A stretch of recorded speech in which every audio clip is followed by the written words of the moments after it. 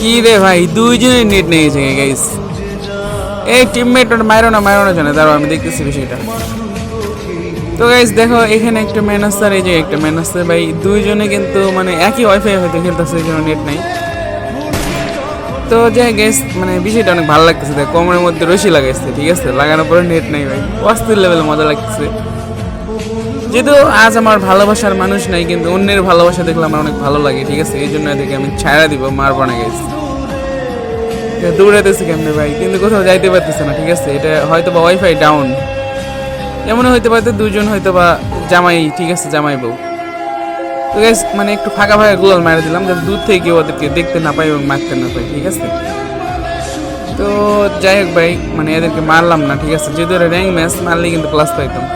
এরপরে ছাড়িয়ে দিলাম। এই যে আজ আমার ভালোবাসার মানুষ নেই, তবে অন্যের ভালোবাসা দেখলে আমার অনেক ভালো লাগে।